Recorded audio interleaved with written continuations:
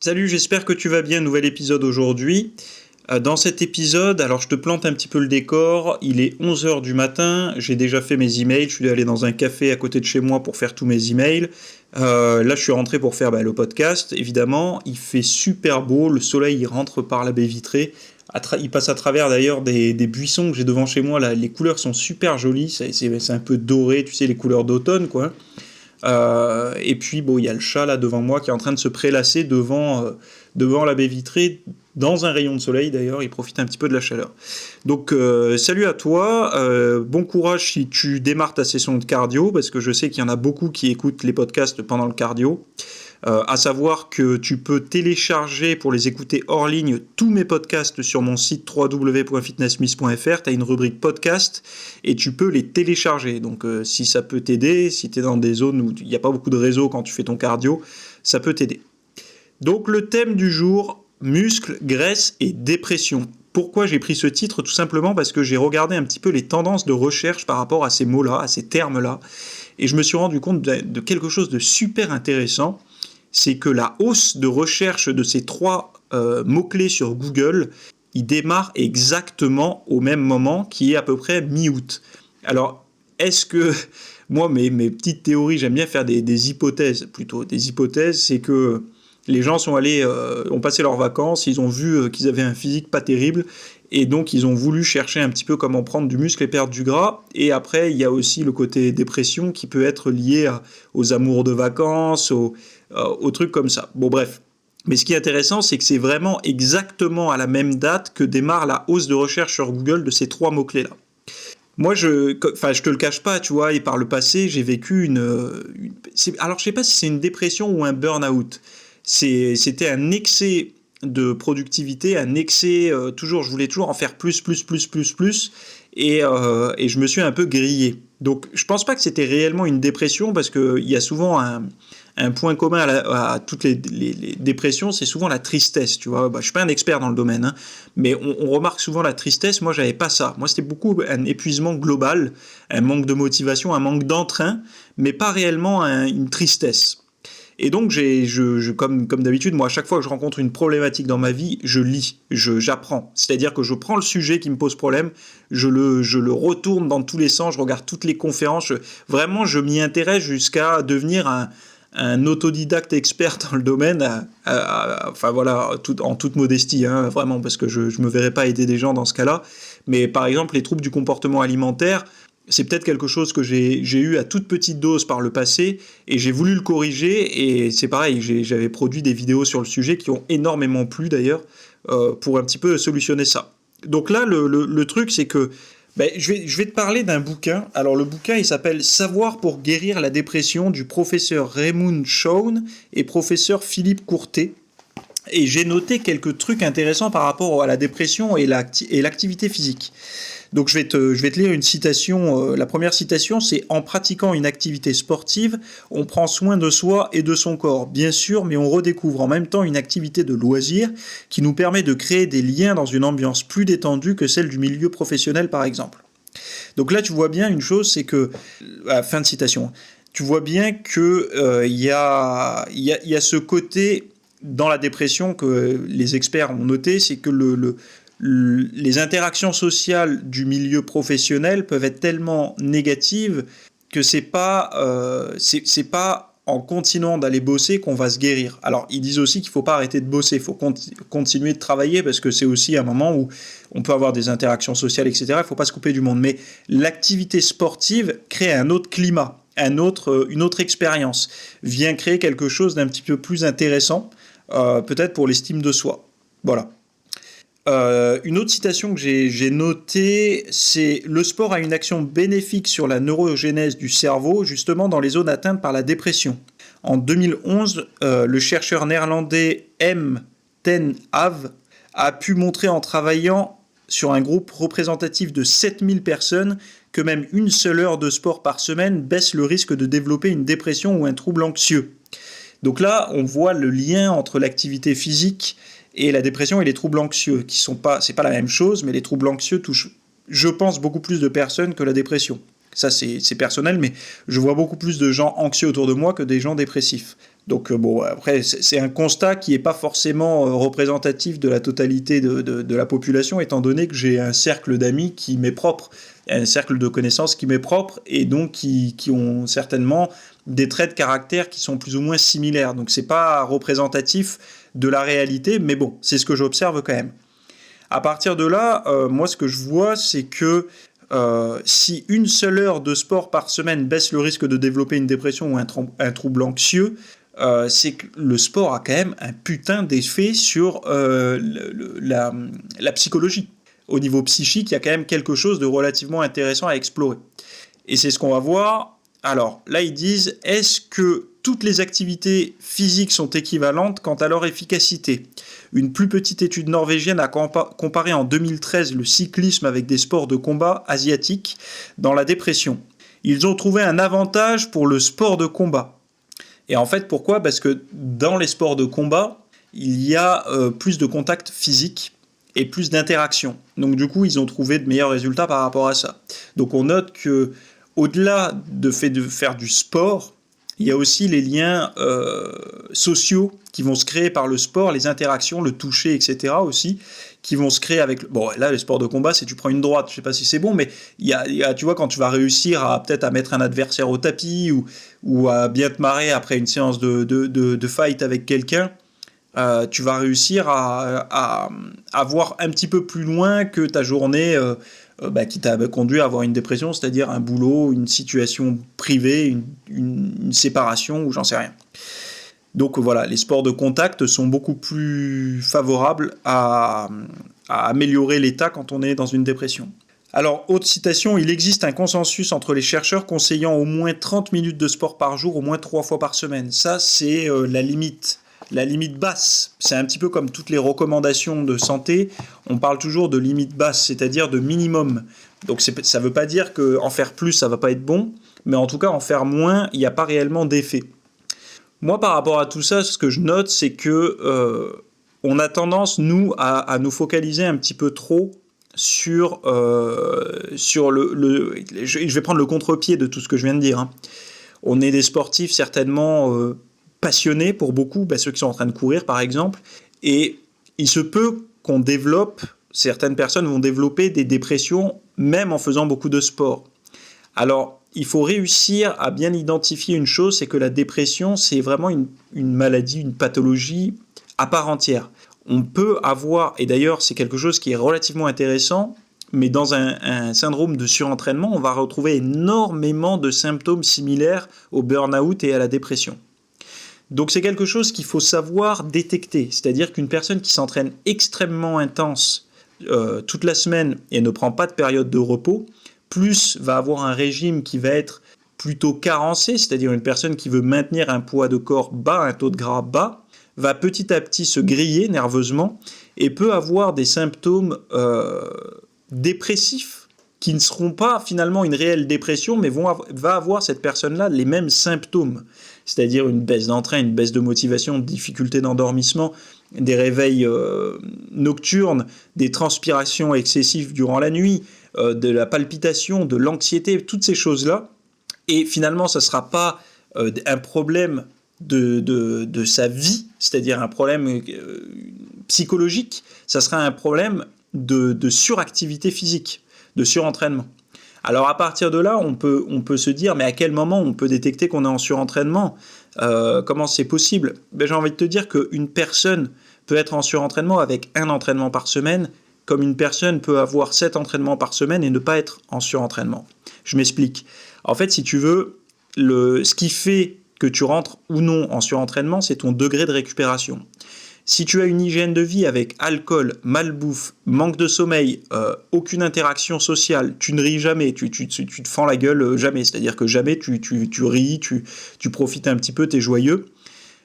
Tu t'entraînes une fois par semaine, très intensément, mais tu as un rythme de vie pourri à côté, tu vas mal récupérer, tu peux te surentraîner avec un seul entraînement par semaine parce que ta récupération va être pourrie.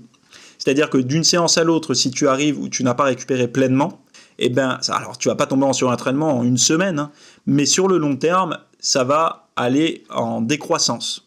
Alors qu'une personne qui a un sommeil parfait, c'est-à-dire qu'elle se couche à heure fixe, elle se lève à heure fixe, elle a ses heures de sommeil, elle connaît son sommeil, c'est-à-dire qu'elle sait si elle est une personne court ou long dormeur, elle sait exactement ce qu'il faut qu'elle mange pour être au top au niveau de sa vitalité, de son énergie. Elle médite, la personne a des interactions sociales, la personne bouge dans la journée, fait son sport, etc. Cette personne-là, si elle a une bonne récupération, elle peut enchaîner les entraînements très longtemps sans se griller.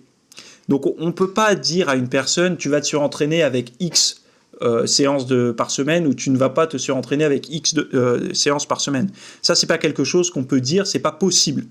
Ça sera toujours la capacité de récupération de la personne qui va définir si oui ou non elle va tomber rapidement en surentraînement ou pas. Donc ça, c'est quelque chose à comprendre.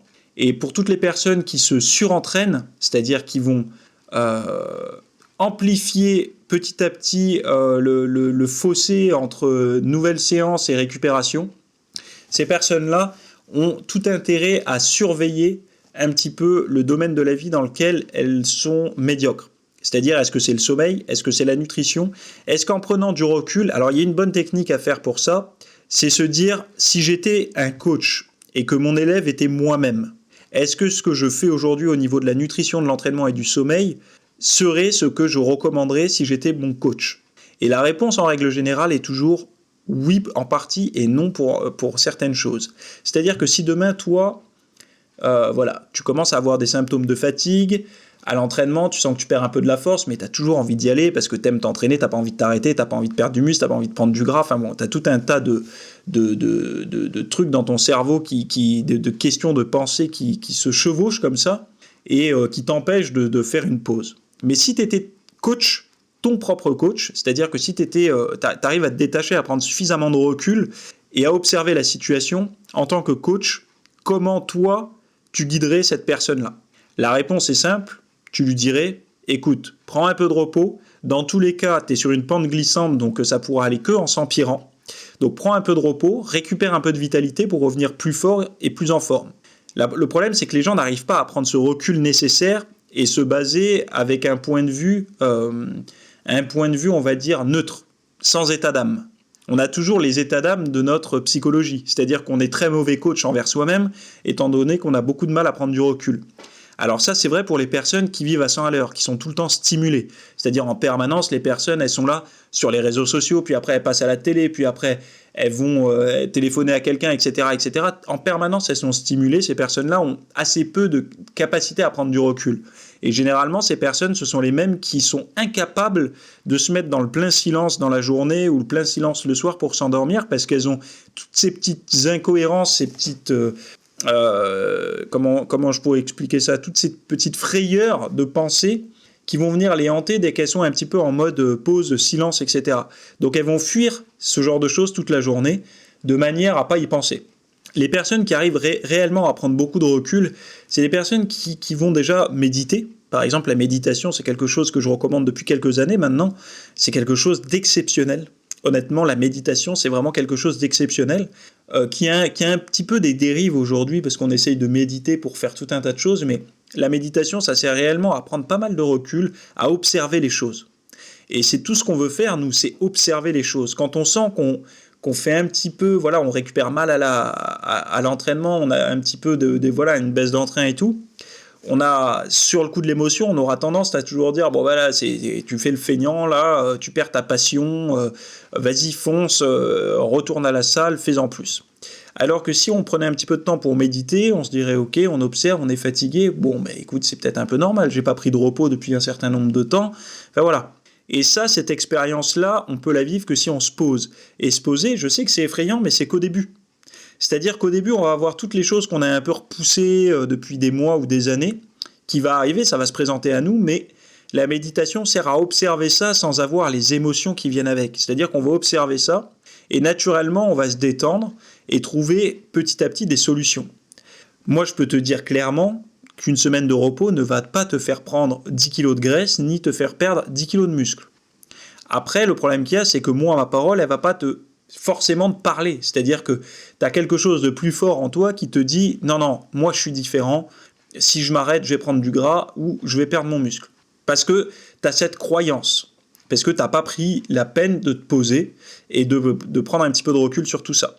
Et c'est pour ça que j'aime beaucoup recommander aux gens la lecture. Parce que la lecture, souvent, il y a beaucoup de témoignages dedans de personnes qui finalement pensent ou ont pensé comme nous. Et des personnes qui ont trouvé des solutions par rapport à tout un tas de choses. Et moi, c'est comme ça que j'ai trouvé beaucoup de réponses dans toutes les recherches que je pouvais faire depuis des années en pensant, en fait. En pensant, j'essayais de faire des recherches en pensant. Quelque chose qui ne fonctionne pas vraiment, mais bon. On découvre des choses, on s'éclaire sur certaines choses, mais les réponses, on les trouve souvent dans les lectures et dans un apprentissage un petit peu plus approfondi.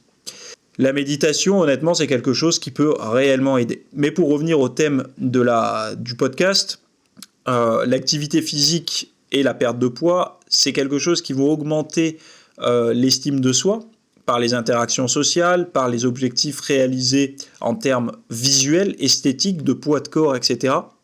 Et donc vont favoriser vont favoriser un état psychologique plus positif, donc réduire la dépression. Ensuite, bon voilà, je vais m'arrêter là pour ce podcast. Là, je viens de tourner une grosse vidéo qui s'appelle « Gérer les fêtes de Noël et du Nouvel An ». Que tu sois en prise de masse ou en perte de graisse, là on attaque, on est en décembre, là début décembre, et on va attaquer les questions sur comment je fais pour pas prendre de poids pendant les fêtes, comment je fais pour gérer ma sèche, comment je fais pour gérer ma prise de masse, est-ce que je vais prendre plus de gras étant donné que je suis en prise de masse, est-ce que je vais prendre beaucoup de gras pendant les fêtes, est-ce que je dois faire un rebond ou non, etc. Combien de calories il faut que je consomme, comment je m'entraîne, tout ce genre de questions-là, j'ai anticipé et j'ai fait une vidéo formation où je parle de comment gérer les fêtes quand on est en prise de masse et comment gérer les fêtes quand on est en période de sèche. Et tu vas voir qu'il y a pas mal de choses où j'ai établi, par exemple, les calories qu'on consomme au total sur les fêtes, etc., comment les gérer, comment placer les entraînements, est-ce qu'il faut sauter des repas, oui ou non, est-ce qu'il faut se restreindre pendant les fêtes, oui ou non, et tu verras que finalement tout va très bien se passer si tu suis ce protocole-là. C'est celui que je suis moi depuis longtemps déjà de toute façon, mais moi, étant donné que c'est quelque chose d'automatique, je pense pas à le transmettre. Sauf qu'il y a quelqu'un qui m'a dit « Théo, tu devrais réellement en parler parce que c'est quelque chose que pour toi c'est automatique, mais les gens ça l'est pas du tout, donc il faut que tu en parles. » Donc j'ai fait une vidéo, elle est tournée, elle va être en ligne dimanche matin à 9h30, mais tu peux y accéder, enfin la réserver maintenant. Si tu es membre, de toute façon, tu vas la recevoir par mail, mais si tu n'es pas encore membre, et je te recommande de le devenir, parce que pour le prix que ça coûte, honnêtement, je vole personne, c'est 9,99 €, hein, donc tu vas pas mourir avec 9,99 €, c'est le prix d'un mois de Netflix, c'est pareil, tu vois. Tu vas avoir accès à une bibliothèque de vidéos vraiment, alors il y en a plus de 200, mais des programmes à télécharger et tout ça, pour le même prix, hein. Tout est compris pour le même prix, c'est comme Netflix. Imagine, c'est la même chose, c'est Netflix, mais version fitness. Et donc tu auras accès, toi aussi, dès 9h30 dimanche matin, à cette formation-là. En tout cas, sache une chose, que si toi, tu as vécu... Alors ouais, voilà, tous les liens sont en description. Je te précise parce qu'il y a des gens qui me demandent « Ouais, j'arrive pas à trouver », les liens, ils sont en description.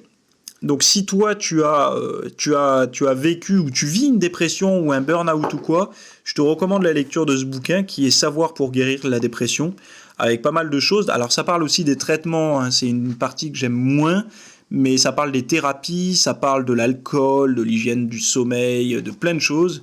Et je pense que ça peut aider. Ça peut aider certaines personnes qui sont là-dedans. Moi, je ne suis pas psy. Je suis ni psychiatre ni psychologue, donc je sais m'arrêter au niveau de mes compétences. C'est-à-dire que je préfère vous recommander des professionnels de ça. Et moi, je suis professionnel dans mon domaine, c'est-à-dire faire maigrir les gens, faire prendre du muscle. C'est là-dedans que entre guillemets, j'excelle. C'est-à-dire c'est mon expertise à moi. Par contre, j'irai jamais sur le terrain des autres pour essayer de récupérer des clients ou autres. C'est pas du tout mon domaine. Et en plus de ça, je fournirai un contenu de mauvaise qualité. Donc allez lire ce bouquin, je vous le mets en description aussi. Et puis pour la formation, on se retrouve tous dimanche matin. Allez, à plus, bye.